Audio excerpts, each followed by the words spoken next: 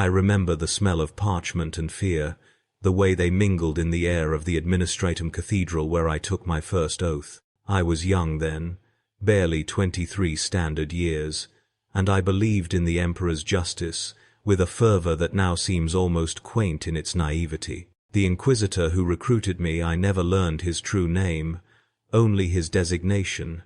Sigma 9 had eyes like chips of ice, and when he placed his seal upon my forehead, the brand seared not just my flesh but something deeper. Something I wouldn't understand was my soul until much later.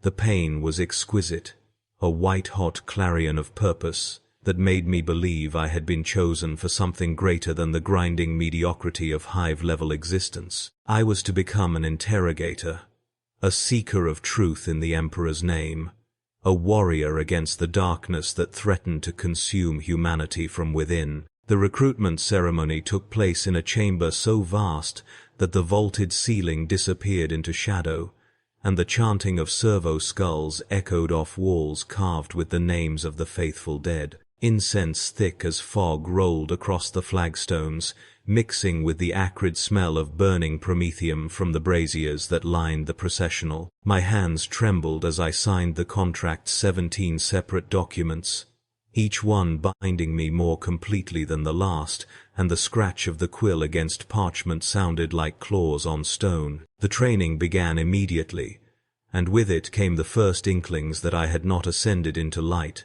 but descended into a different kind of darkness. The facility existed in the underbelly of a hive city whose name was classified, accessible only through passages so convoluted that I suspected they were designed to confuse as much as to protect. My fellow initiates and I slept in cells carved from rockcrete, each exactly 2 meters by 3 meters, furnished with a sleeping pallet that smelled of industrial sanitizer and previous occupants. The training cadre never spoke above a whisper, and their faces were hidden behind featureless masks of tarnished silver. We learned the anatomies of suffering, where to cut, where to burn, where to apply pressure to extract truth without granting the mercy of death. We studied the 17 approved methods of interrogation, each one detailed in manuals bound in leather.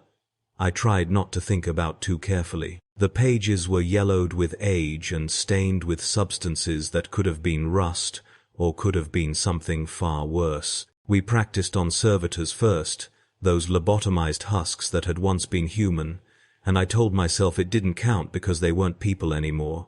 Not really. The servitors screamed anyway, their vocal processes simulating agony with disturbing authenticity. And at night, I could hear those screams echoing through the ventilation shafts, mixing with my own ragged breathing. The instructors emphasized that mercy was heresy, that compassion was weakness, that the only truth that mattered was the truth we extracted in the Emperor's name. I repeated these mantras until they became the rhythm of my heartbeat, until I could recite them in my sleep. There were 30 of us when the training began. By the end of the first month, there were 23.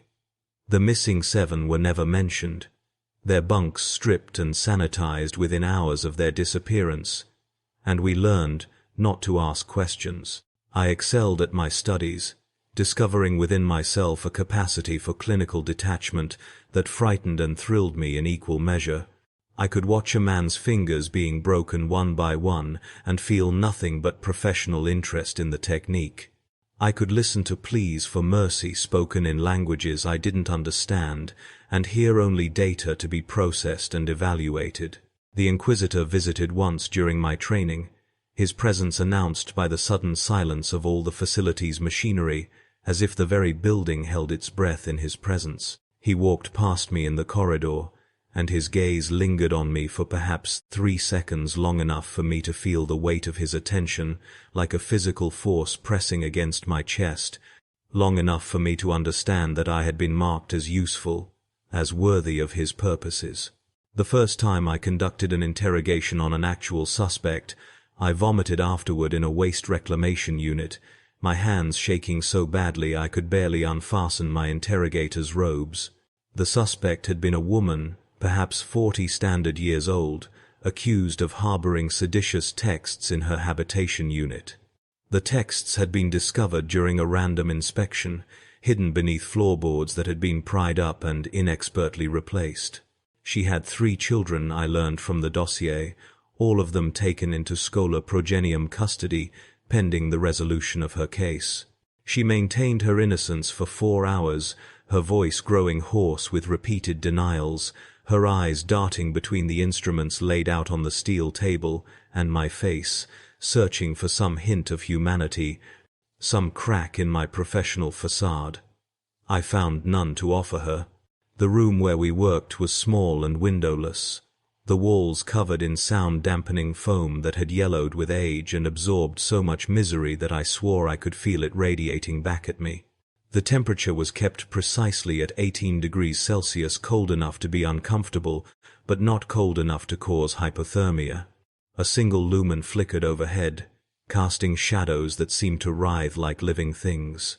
When she finally broke, admitting to crimes I'm not certain she actually committed, I felt a surge of something that could have been triumph or could have been shame. The Inquisitor reviewed the confession later, his lips moving silently as he read, and then he nodded once, a gesture of approval that made my chest swell with pride, even as something deeper within me withered and died. They assigned me to a subsector Inquisitorial fortress, a sprawling complex of blackened stone and steel that clung to the side of a hive spire like a malignant growth. My quarters were larger now, though no less austere, a room with actual furniture, including a desk carved from real wood, its surface scarred with the initials of previous occupants who had gouged their identities into it like desperate prayers. The window looked out over the hive's industrial sector, where manufactorum smokestacks belched chemical fumes that turned the sky a perpetual rust orange.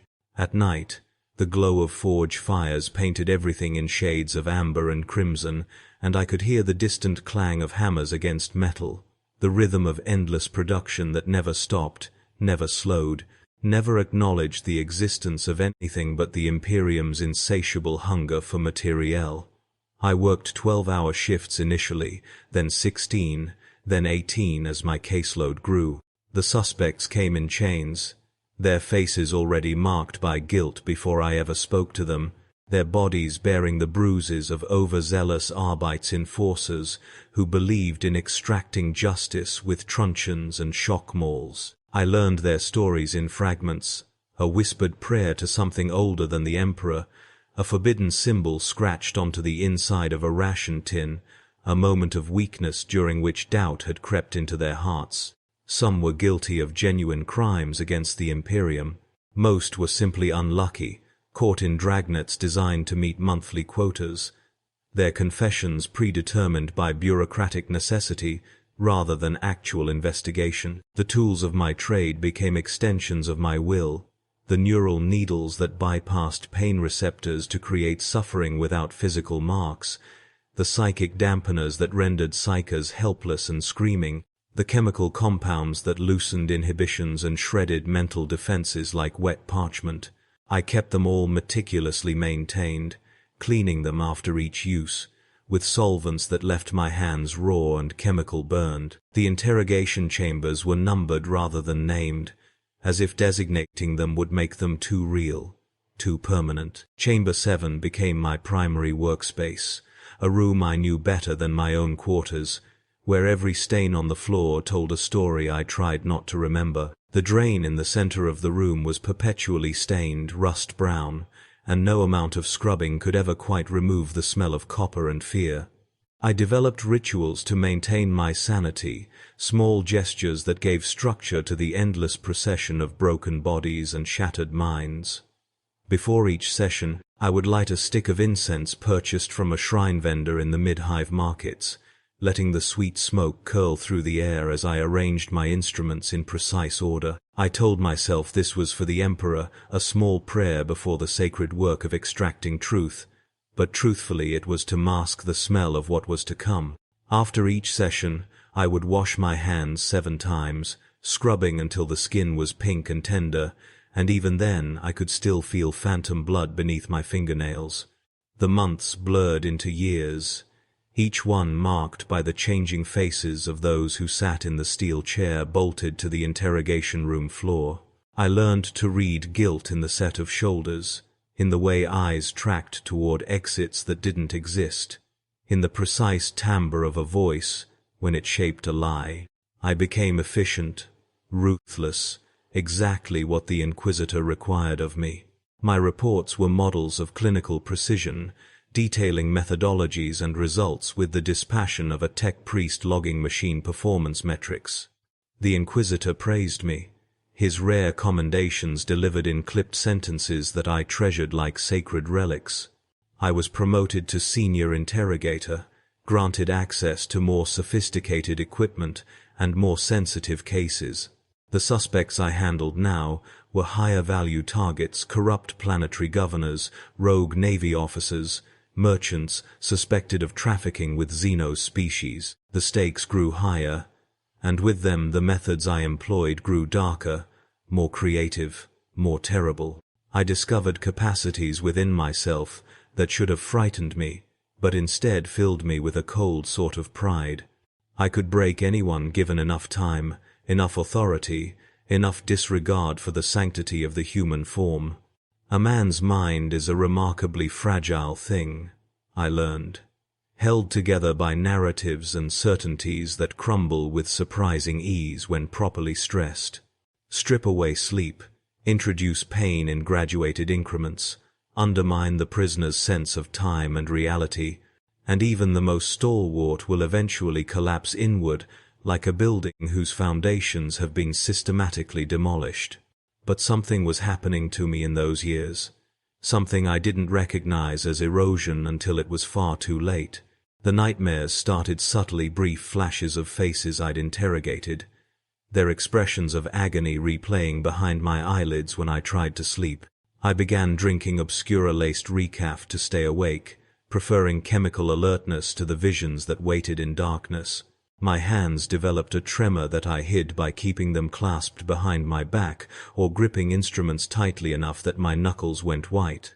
I stopped eating in the communal mess hall, unable to bear the chatter of other Inquisitorial staff, their casual discussions of logistics and resource allocation, while I could still hear screaming in my memory. My quarters became my sanctuary and my prison, the walls closing in incrementally each day until the space felt coffin-like. I covered the window with blackout curtains because I couldn't stand the sight of the hive's masses going about their lives, unaware of the violence committed in their name just levels above them.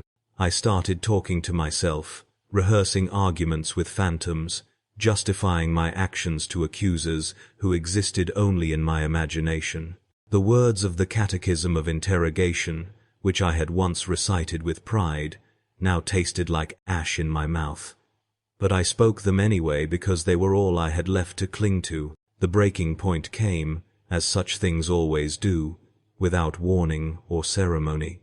The suspect was a young man, perhaps 19 standard years old, accused of possessing proscribed literature, specifically a pre-imperial text on ethical philosophy that he'd discovered in the ruins of an underhive library.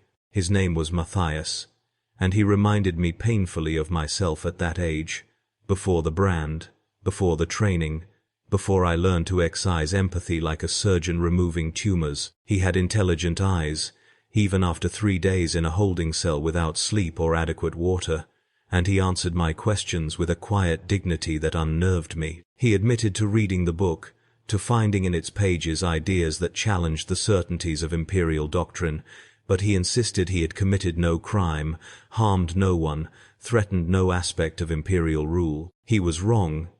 Of course, possession of such texts was heresy by definition, requiring no actual harm to warrant punishment. But as I activated the neural probe, as I watched his body convulse with artificially induced agony, I saw not a heretic, but a boy who had been curious, who had dared to think, who was being destroyed for the crime of asking questions I had long ago learned not to ask myself. The session lasted 6 hours. By the end, Matthias had confessed to everything I required, not just possession but distribution, not just reading but active subversion, not just curiosity, but deliberate rebellion. His confession was comprehensive, detailed, and utterly manufactured, beaten out of him by applications of suffering that would leave him psychologically shattered, even if his body survived the subsequent execution. When I filed my report that night, my hands shook so badly that I had to dictate it to a servo skull instead of writing it myself. I requested a leave of absence the next morning, claiming medical necessity, and was granted 3 days a mercy that felt like mockery given what I'd become. I spent those days in my quarters, staring at the walls, trying to remember the person I'd been before the brand, before the first scream, before I learned to measure my worth in extracted confessions. I couldn't find him. That person was gone, replaced by this thing I'd become, this instrument of the Inquisition who wielded suffering like other men wielded hammers or data slates.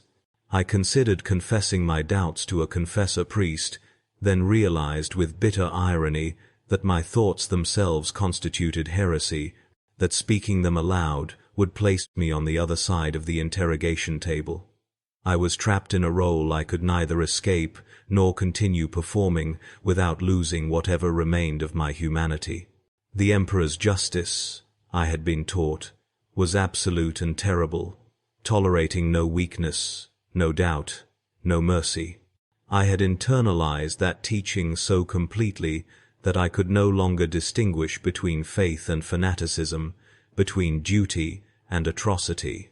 I was precisely what the Imperium had made me, and the horror was not that I had committed monstrous acts, but that I had done so willingly, believing myself righteous.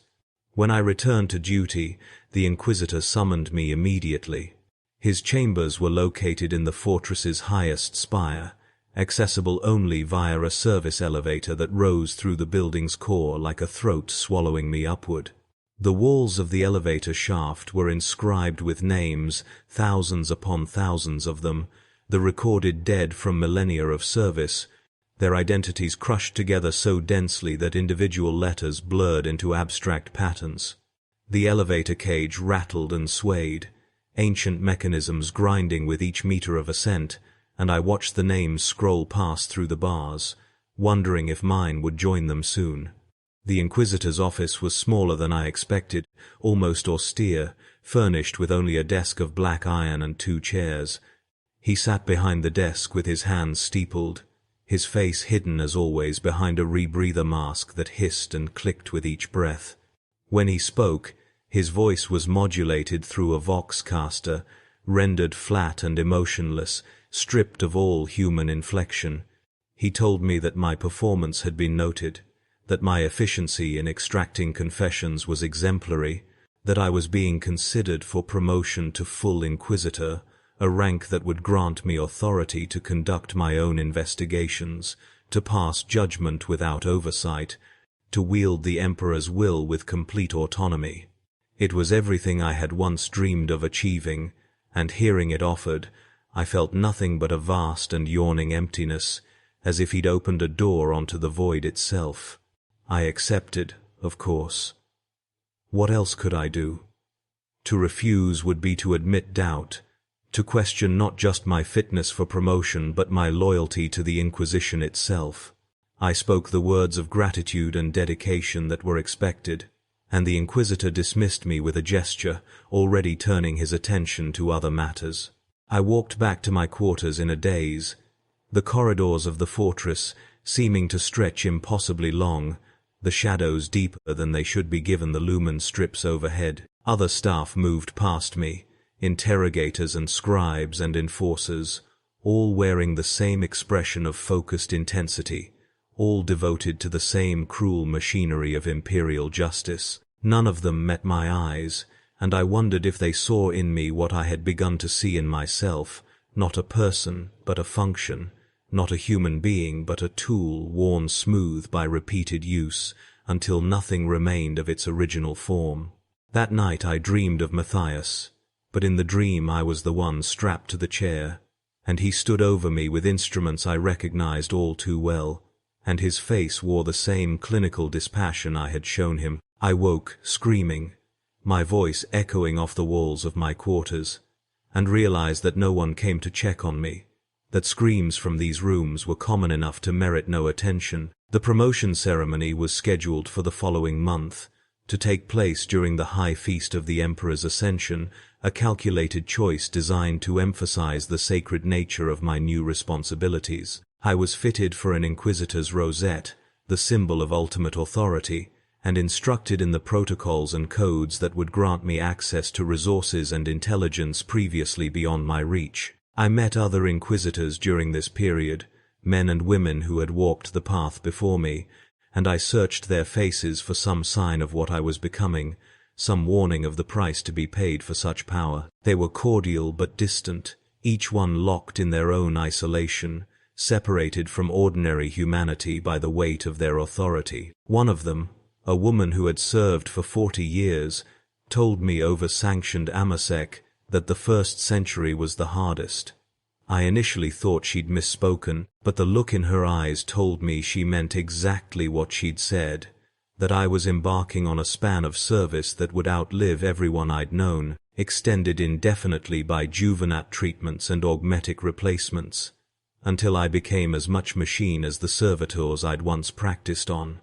The thought should have horrified me. Instead, I felt only a dull acceptance, as if I'd already surrendered to the inevitability of my fate. The cases I handled during this transitional period grew increasingly disturbing, as if the Inquisitor was testing my resolve, or perhaps breaking me further for purposes I couldn't comprehend. I interrogated a priest who had committed no crime except failing to report another priest's crisis of faith. I extracted confessions from an entire family unit: mother, father, 2 children accused of harboring prohibited thoughts based on the testimony of a neighbor with a documented grudge and suspected mental instability. The children were 8 and 11 standard years old, too young to understand the questions I asked, crying for their parents even as I separated them into different cells. I made them confess anyway, documenting their stammered admissions with the same professional thoroughness I'd brought to every previous case.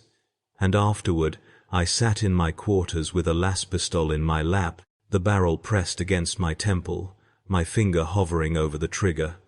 I didn't pull it, not because I wanted to live, but because I knew my death would change nothing, would save no one, would merely require the Inquisition to train another interrogator to take my place, and that replacement might be even more ruthless than I'd become.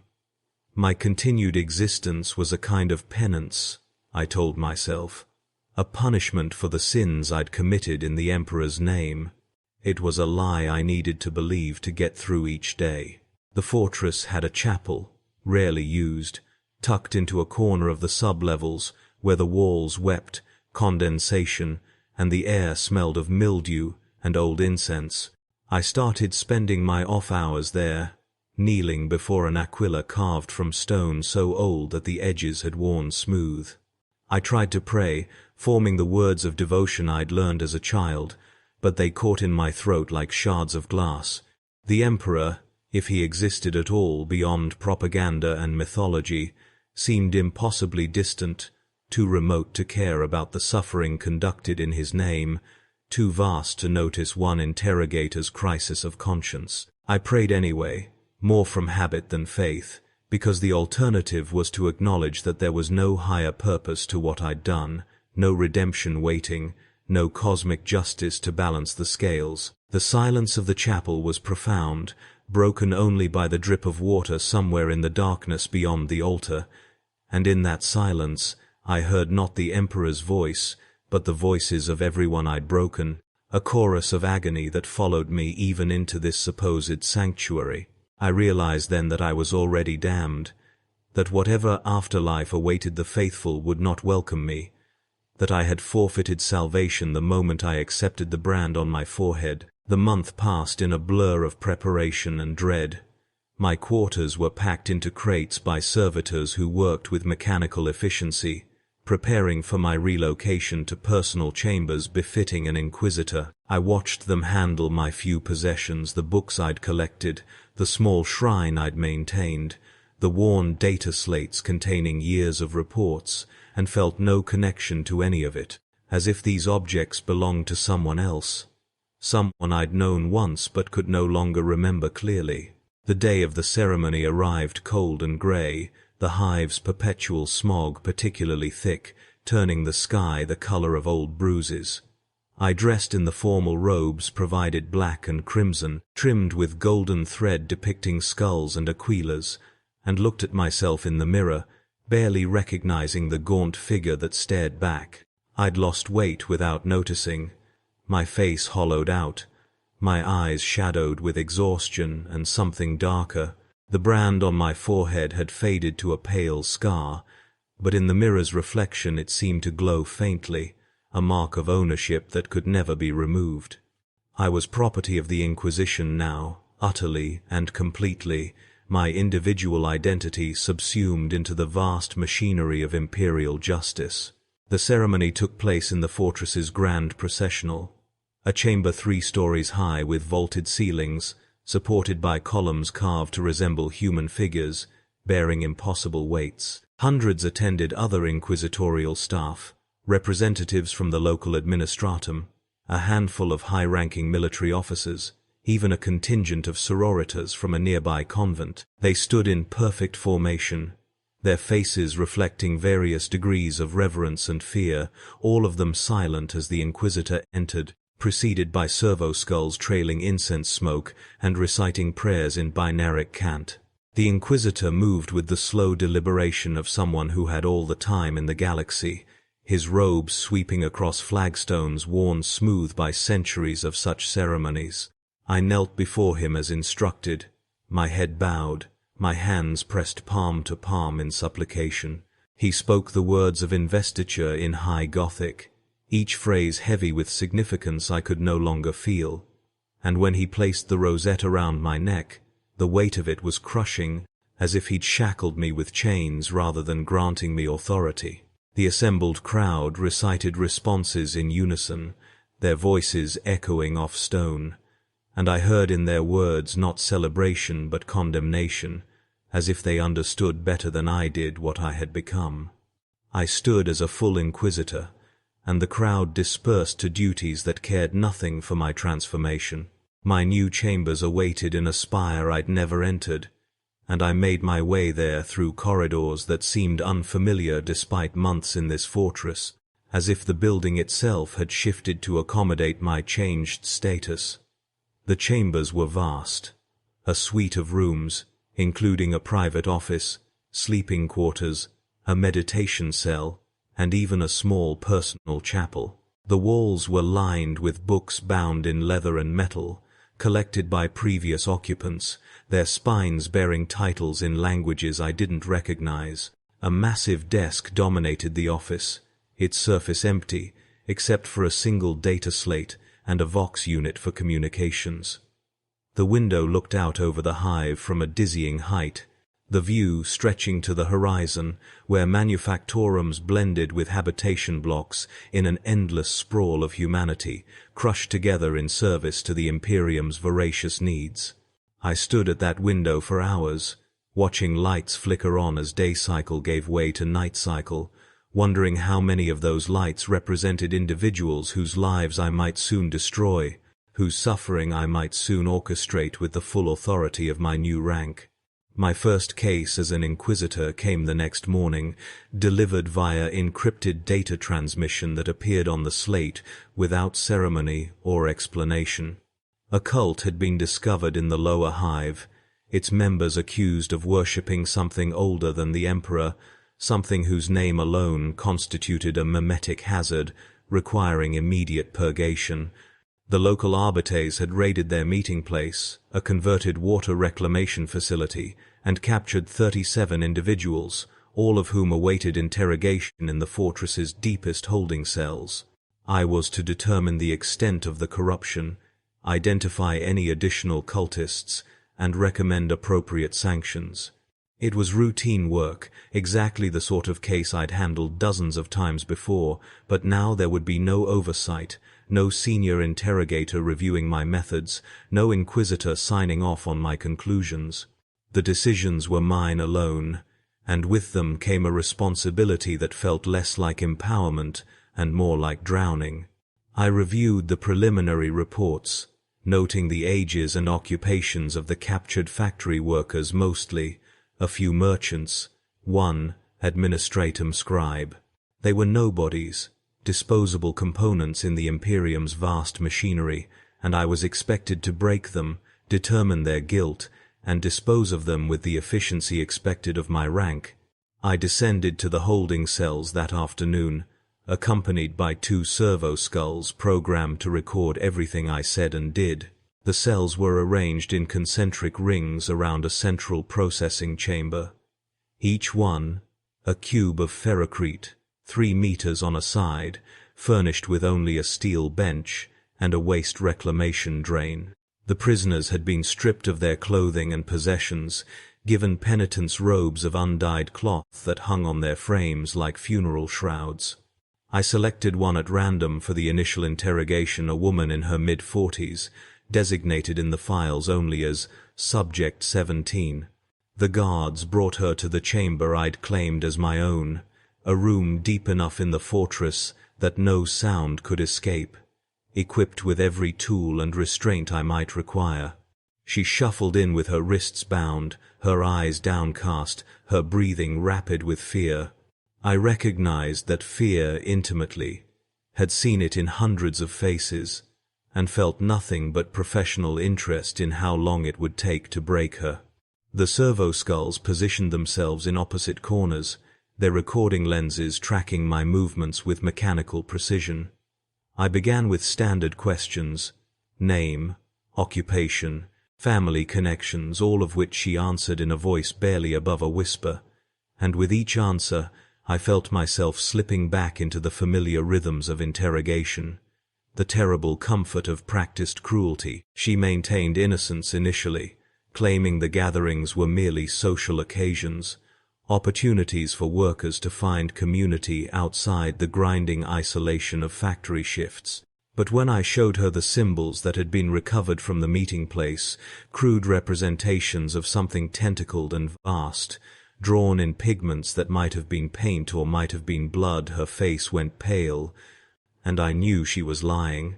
I applied pressure systematically, escalating from verbal questioning to chemical interrogation to physical persuasion, each step documented by the servo skulls for review by superiors I no longer had. She broke after 4 hours, sobbing out admissions of worship directed toward entities whose names made the Vox units scream with feedback, of rituals performed in darkness, punctuated by chanting in languages that predated humanity's climb from old Earth.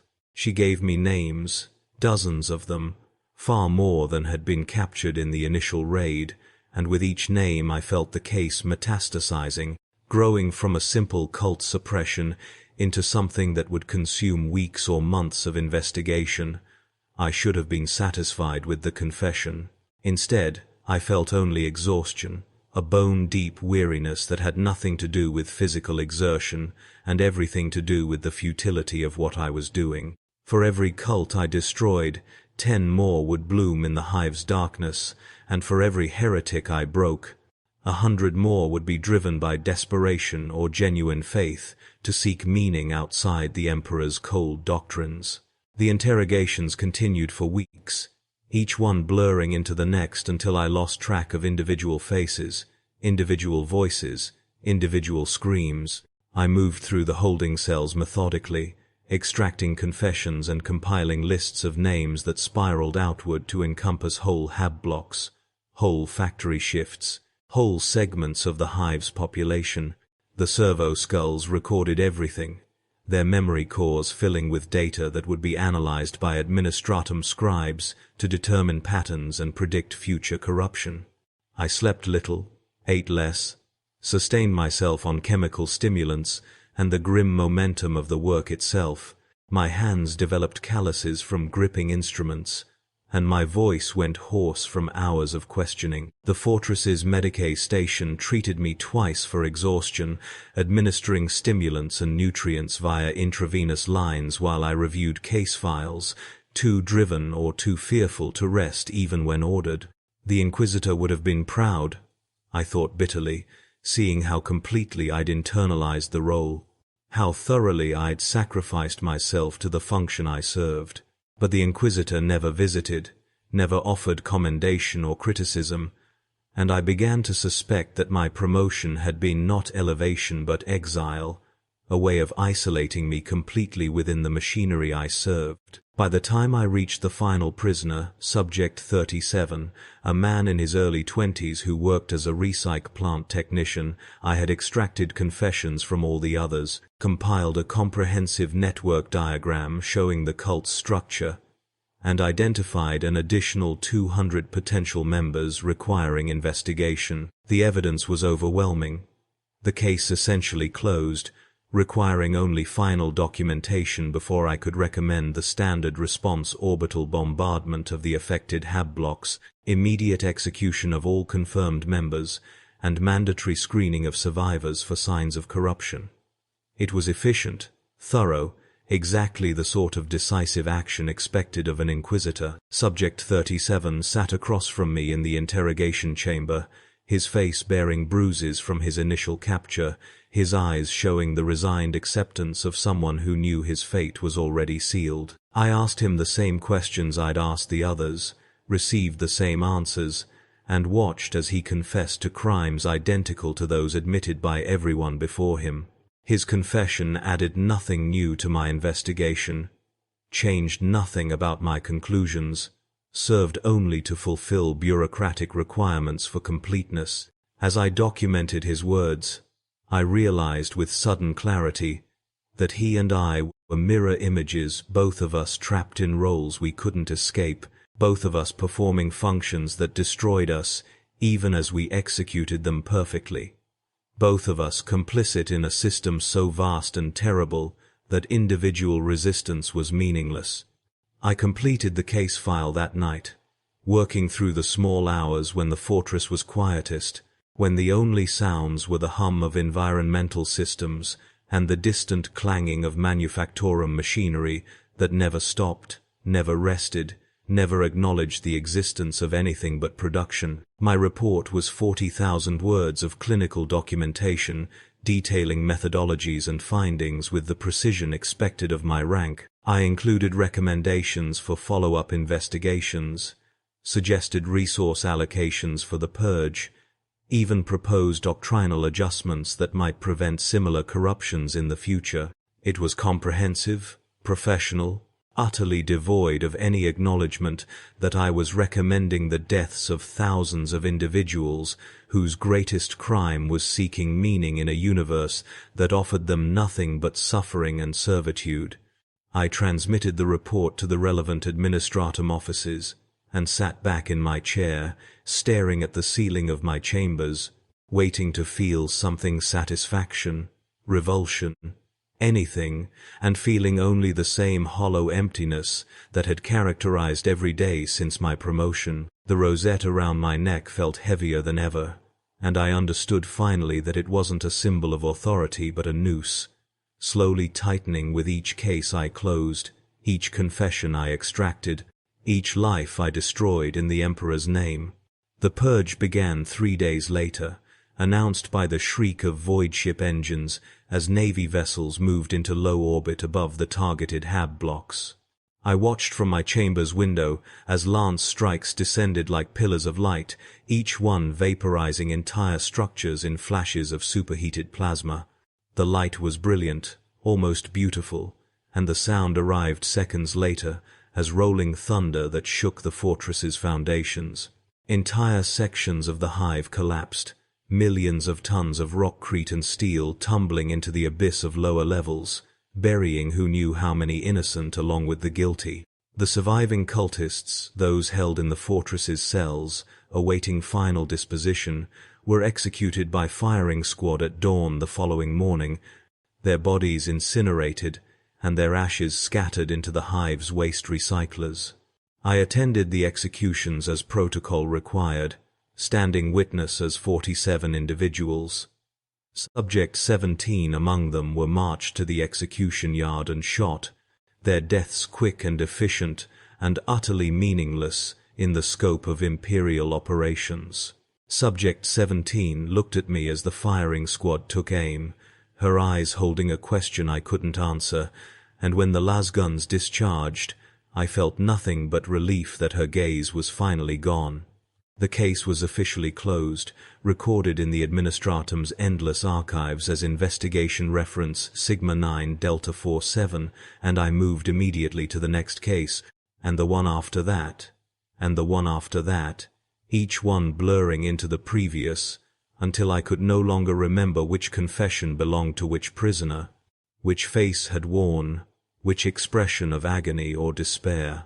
I became a machine, processing suspects with mechanical efficiency, extracting the confessions required to satisfy bureaucratic quotas and doctrinal imperatives, my chambers filled with data slates containing case files, stacked in towers that threatened to topple with each passing servo skull, and I reviewed them obsessively, searching for patterns or meaning in the endless procession of suffering. There was none. People broke because people could be broken, confessed because confession was the only escape from torment, died because the Imperium's machinery required constant feeding with human lives. I was a cog in that machinery, refined and perfected by years of training to serve my function flawlessly, and the horror was not that the machinery existed, but that I could no longer imagine any alternative to it. Years passed. I know this because the Administratum continued to deliver juvenat treatments on schedule, chemical cocktails that halted my aging and extended my service indefinitely into a future I could no longer conceptualize. My face remained the same age it had been at promotion 37 standard years, even as decades accumulated in my memory and case files. Other interrogators came and went, some promoted, some disappeared, some simply breaking under the weight of their work and requiring termination or reassignment to less demanding roles. I trained several of them personally, passing on the techniques I'd mastered, watching them transform from uncertain novices into efficient instruments of Imperial justice. I saw myself in their eyes during early sessions, that mixture of revulsion and fascination, the slow erosion of empathy as professional detachment, became ingrained habit. I tried once to warn one of them, a young woman named Celestine, who reminded me painfully of who I'd been telling her that the work would hollow her out, that she should flee while escape was still possible. She reported our conversation to her supervising Inquisitor, and I was censured for attempting to undermine Inquisitorial operations. The censure went into my permanent file, a black mark that meant nothing because my performance remained exemplary, my confession rates unmatched, my loyalty to the Imperium beyond question despite the moment of weakness. The fortress became my entire universe, its corridors and chambers more familiar to me than any childhood home I could barely remember. I knew which flagstones were cracked, which lumen strips flickered at irregular intervals, which sections of wall wept condensation during certain hours of the day cycle. I knew the servo skulls by their individual quirks, the one with the clicking jaw mechanism, the one whose vox unit occasionally produced static bursts that sounded almost like laughter, the one that had belonged to a previous interrogator and still bore traces of their personality in its programming subroutines.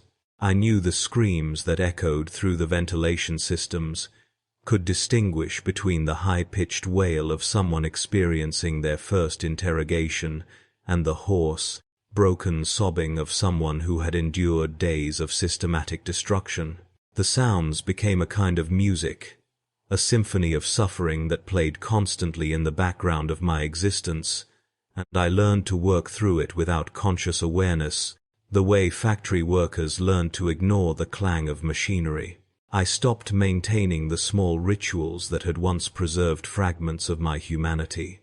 The incense went unlit, gathering dust on a shelf in my personal chapel.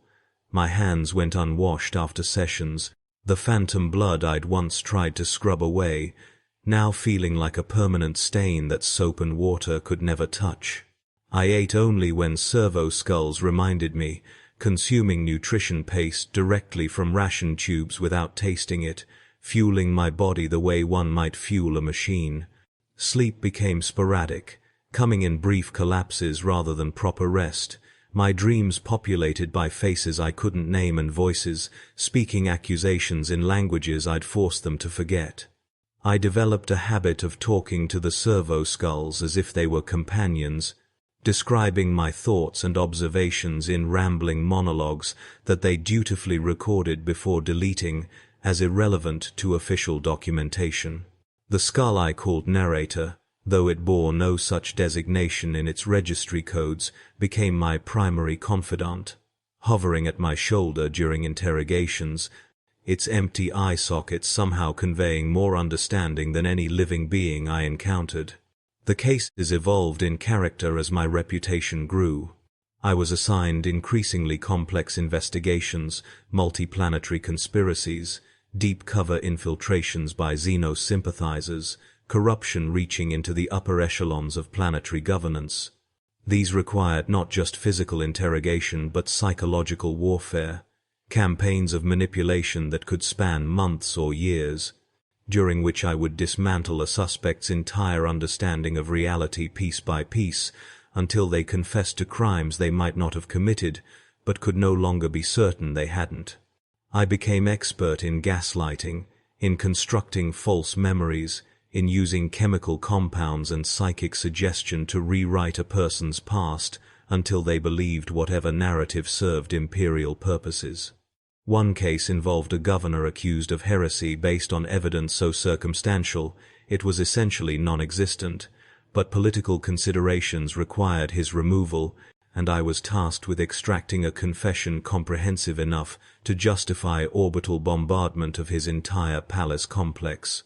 It took me 8 months, during which I systematically destroyed his relationships with family and advisors, isolated him psychologically, introduced carefully calibrated doses of hallucinogens that made him question his own perceptions, and finally presented him with fabricated evidence of crimes he absolutely hadn't committed. He confessed, weeping, to atrocities that existed only in files I'd created, and when the bombardment came, wiping away 3 centuries of architectural heritage and killing everyone in the palace compound, I felt nothing but professional satisfaction at a job well executed.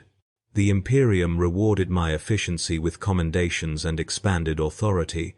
I was granted access to restricted archives, allowed to requisition resources without oversight, given command over teams of junior interrogators who executed my directives without question. My name, or rather my designation, as I'd long since stopped thinking of myself as the person who had once borne that name, appeared in Inquisitorial communications across the subsector as a recommended specialist for cases requiring particular ruthlessness or creativity. Other inquisitors would sometimes request my consultation on difficult suspects, and I would arrive at their facilities like a traveling merchant of pain, demonstrating techniques and recommending methodologies with the detached professionalism of a tech priest discussing optimal machine configurations. I remember one such consultation where a young inquisitor, perhaps only a decade into his service, asked me how I maintained my detachment, how I prevented the work from destroying me the way it destroyed so many others. I looked at him with what must have been an expression of profound emptiness and told him the truth that I didn't prevent it, that I had been destroyed years ago, that what stood before him was merely the shell continuing to function. Because ceasing to function was no longer an option I could conceptualize. The fortress's population changed around me like water flowing past a stone. Interrogators came and went, their careers measured in years while mine extended into decades. Administratum clerks rotated through on standard 5-year assignments, their faces blurring together into a composite of generic imperial servitude. Even the Inquisitor who had recruited me eventually disappeared, reassigned, retired, or dead. I never learned which, replaced by a successor who knew me only as a fixture of the facility, a resource to be utilized, rather than a person to be commanded. The new Inquisitor was younger than I appeared, though likely older in actual years given juvenate treatments, and conducted himself with the zealous fervor of someone still certain of his righteousness. He reviewed my case files during his first week, summoned me to his office, and praised my work with an enthusiasm that made me acutely uncomfortable. He wanted to know my secrets, my techniques, the methodologies that made me so effective. I told him there were no secrets, only the willingness to do what was necessary without hesitation or remorse.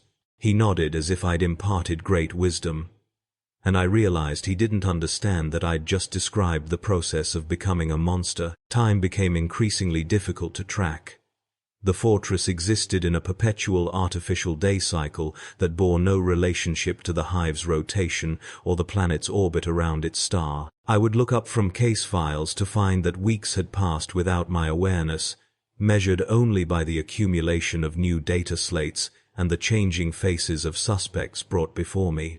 I started keeping a journal, a physical book with actual pages, purchased from a scribe vendor in the mid-hive during one of my rare excursions outside the fortress, thinking that writing might help me maintain some sense of continuity, some connection to linear time. But when I tried to write, I found I had nothing to say that wasn't already documented in official reports.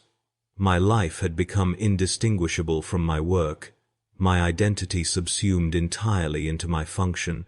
The pages remained mostly blank, except for occasional entries consisting of single words or phrases. Guilty. Executed. Confessed after 11 hours. Recommend purge.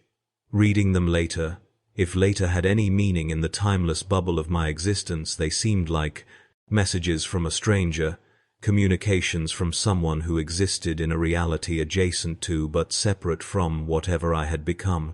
The breaking point, when it finally came, was not dramatic. There was no sudden crisis of conscience, no revelation that shattered my carefully maintained detachment. Instead, it was gradual, a slow accumulation of awareness that had been building for years, or perhaps decades. I was conducting a routine interrogation. I no longer remember the suspect's designation or alleged crimes when I realized I was speaking the same questions I'd asked 1,000 times before, employing the same techniques in the same sequence, following a script so deeply ingrained that I could execute it without conscious thought. The suspect was responding predictably, breaking at exactly the moment I'd anticipated, confessing to exactly what I needed them to confess. It was perfect, efficient, utterly mechanical, and in that moment I understood that I had become indistinguishable from the servitors that cleaned the fortress corridors, a lobotomized thing performing its programmed function with neither awareness nor agency. The difference was that servitors had at least been granted the mercy of having their capacity for suffering removed, while I remained conscious, trapped inside a role I executed flawlessly, while some diminishing fragment of myself screamed in the darkness of my skull. I completed that interrogation, and the next, and the one after that, because stopping was impossible, because the machinery of the Imperium demanded constant feeding, and I was a component of that machinery, because my entire existence had been structured around this function, and removing it would leave nothing behind but a void. But something had shifted in my awareness.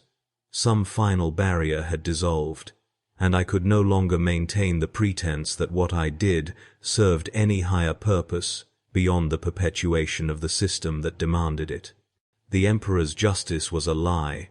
I understood with crystalline clarity, not because justice itself was impossible, but because what we called justice was simply power exercising itself without restraint or accountability, crushing anything that threatened the status quo, regardless of actual guilt or innocence.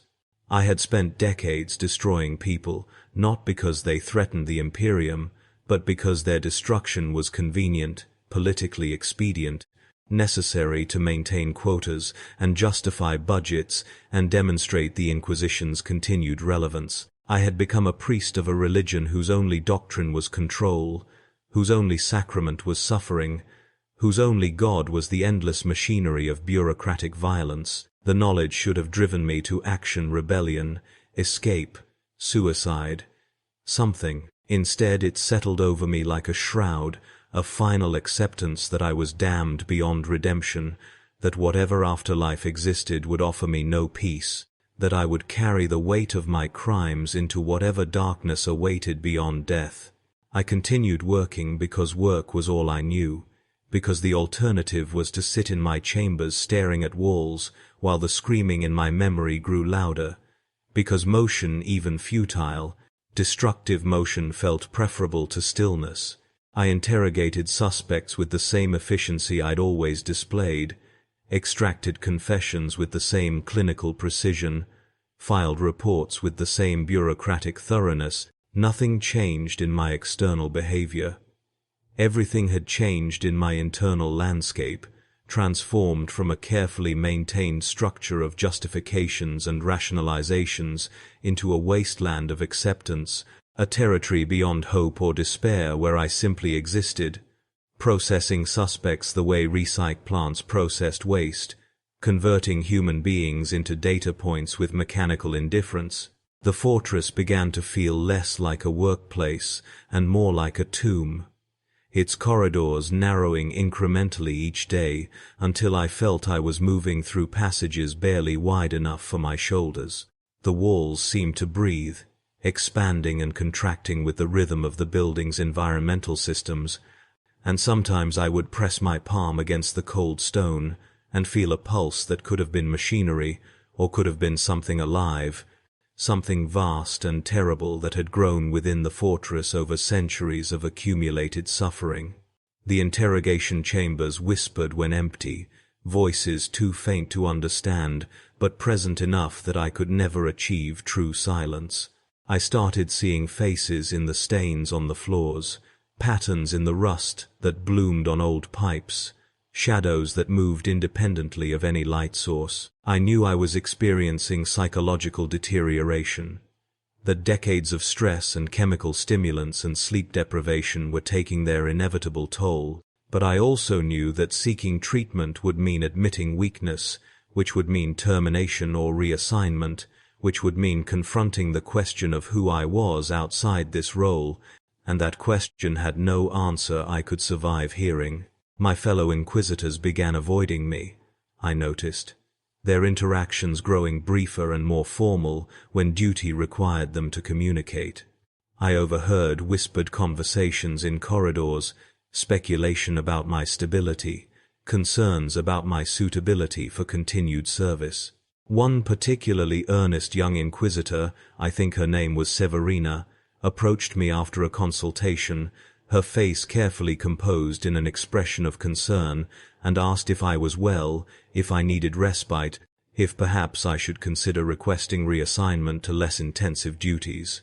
I looked at her with eyes that had forgotten how to convey warmth, and told her I had never been better, that my performance metrics remained optimal, that I required no assistance with managing my caseload. She stepped back as if I'd struck her, and I saw in her face a flash of fear, a recognition that whatever she was looking at no longer qualified as human in any meaningful sense. She never spoke to me privately again, and I was grateful for her absence, for the solitude it granted me. The cases continued, an endless procession of alleged crimes and extracted confessions, and I worked through them with the tireless consistency of a chrono, measuring the passage of seconds. I interrogated priests and governors, soldiers and merchants, children and elderly, each one breaking in their own particular way, but all ultimately conforming to the same patterns of collapse. I learned to predict confession times with remarkable accuracy, factor in age, physical condition, psychological resilience, add variables for religious conviction or family bonds, apply the appropriate combination of physical and psychological pressure, and the result was as predictable as a chemical reaction. The human spirit, I discovered, was not the indomitable force celebrated in Imperial propaganda, but a fragile construction that crumbled with depressing ease when subjected to systematic assault. Everyone broke eventually. Everyone confessed. Everyone wept and begged and offered anything: wealth, information, loved ones in exchange for mercy. I was neither authorized nor inclined to grant. And after they broke, after I'd extracted everything useful from the ruins of their psyche, they would be led away to execution, or servitor conversion, or penal colonies, where they would work until their bodies failed, and I would record their disposition in my files, and move to the next case without pause or reflection. I stopped counting the confessions after the number exceeded 10,000.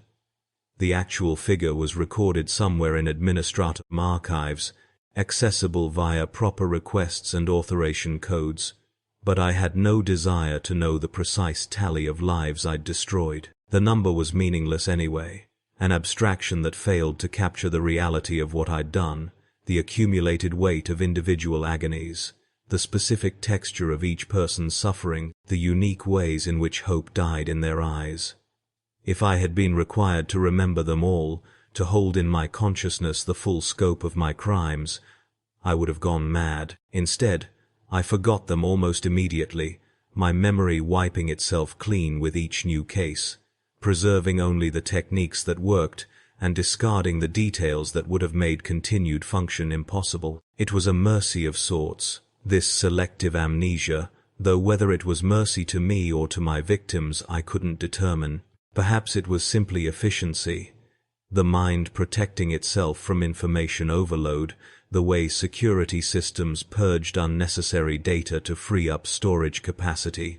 The fortress's deep levels, where the most dangerous prisoners were held, became my primary domain. These were the cases requiring personal attention from a senior inquisitor, suspected daemon cultists, possible psychers, individuals whose corruption had progressed beyond ordinary heresy into genuine supernatural threat. The cells down there were lined with blessed silver and inscribed with wards in languages older than the Imperium, protections against things that should not exist but did anyway, crawling in the spaces between reality and the warp. I walked those corridors alone except for servo skulls, the air thick with ozone, and the smell of burning incense meant to repel malign influences, and I felt no fear because fear required the assumption that things could get worse, that I had something to lose, and I'd long since surrendered both. The prisoners down there were often mad, their minds already shattered by contact with entities or concepts that human consciousness wasn't designed to process, and interrogating them was less extraction of information than navigation through psychic wreckage, sorting truth from delusion in the ruins of their sanity.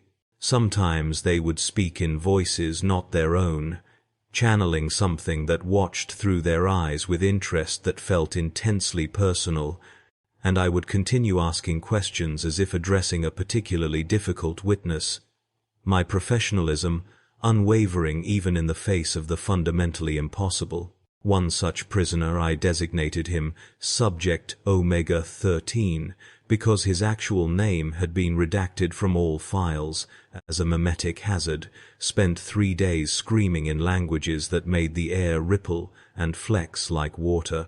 When he finally achieved enough coherence to answer questions, he looked at me with eyes that held too many pupils and told me I was already dead, that I had died years ago but continued moving because I hadn't noticed yet, that my soul had been excavated so completely that what remained was just animated meat waiting for the moment it realized it could stop. I should have terminated the interrogation, should have recognized his words as attempted psychological manipulation, but instead I asked him what happened to souls once they were excavated, where they went, if anything remained.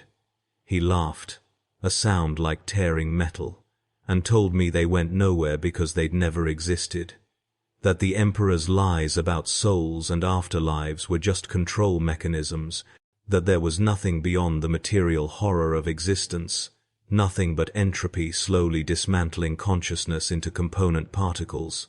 I extracted his confession over the following week, documented the full scope of his corruption, and recommended immediate execution via immolation.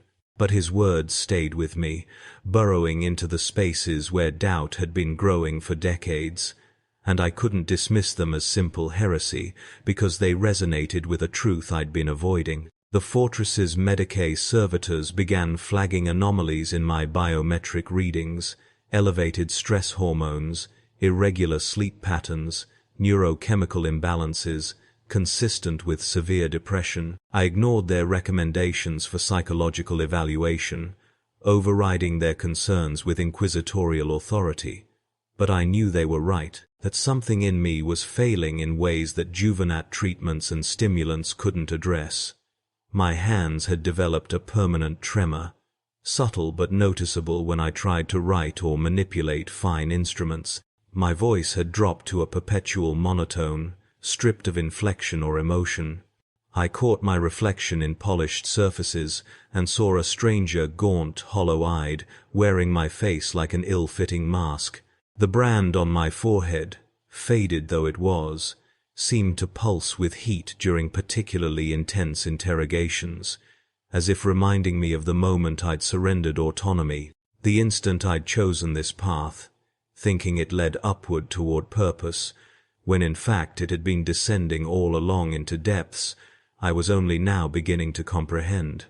I requested reassignment once, in a moment of weakness that I immediately regretted. I filed the proper forms, cited the need for operational rotation to prevent capability stagnation, suggested I might serve more effectively in a different capacity, archival research, perhaps, or training junior interrogators at a schola progenium. The request was denied within hours, the response terse and final. My skill set was too valuable, my expertise too refined, my performance too exemplary to waste on administrative functions. I was needed exactly where I was, doing exactly what I'd been doing, for as long as my augmented lifespan permitted. The denial came with a notation in my file, a subtle warning that further requests would be viewed as dereliction of duty, potentially requiring investigation into my loyalty and psychological fitness. I understood the message. I was trapped, utterly and permanently, bound to this function until death or madness claimed me, and perhaps not even then if they decided to convert my corpse into a servo skull to continue serving the Inquisition in mechanical perpetuity.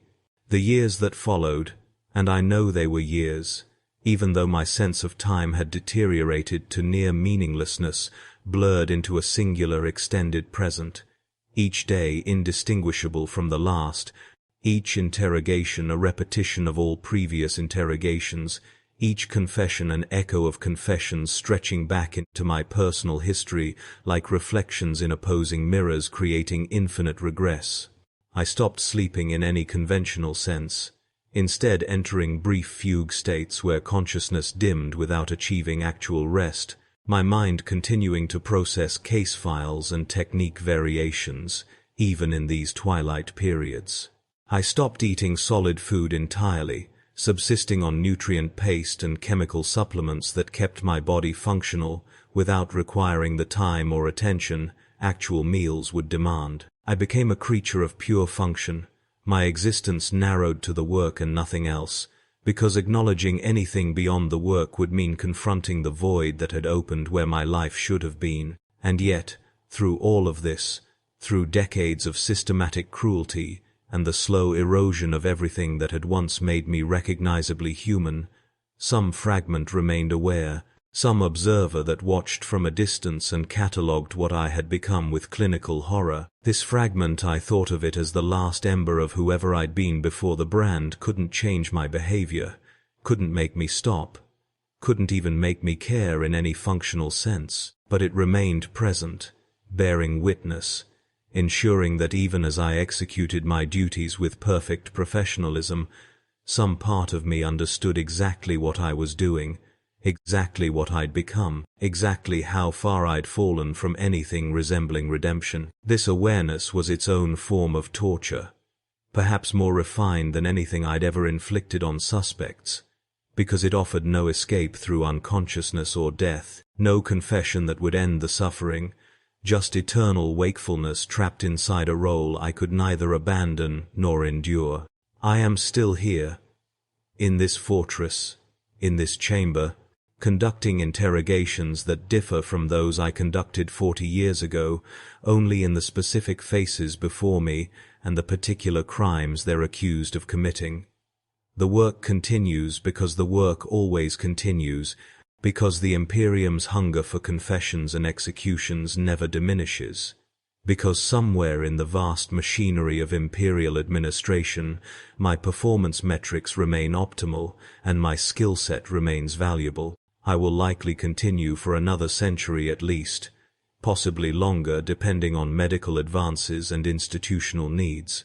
I will break thousands more suspects, extract thousands more confessions, send thousands more souls to execution or worse.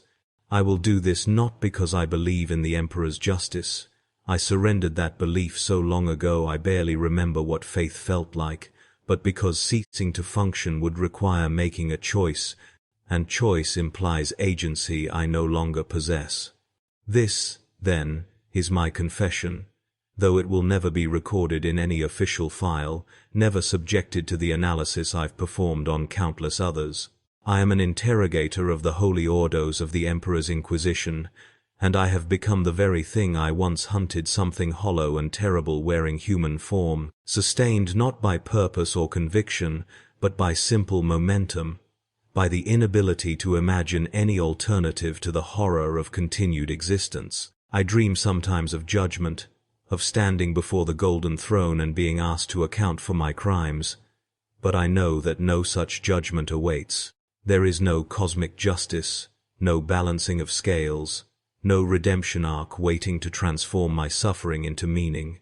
There is only this room, this work, this endless processing of human beings into data, this machinery of violence operating with perfect efficiency toward no end beyond its own perpetuation, and I continue. Emperor, forgive me, though I know he won't. No, he can't. No, he probably doesn't exist, except as propaganda and the fevered worship of a species that would rather believe in lies than confront the void. I continue.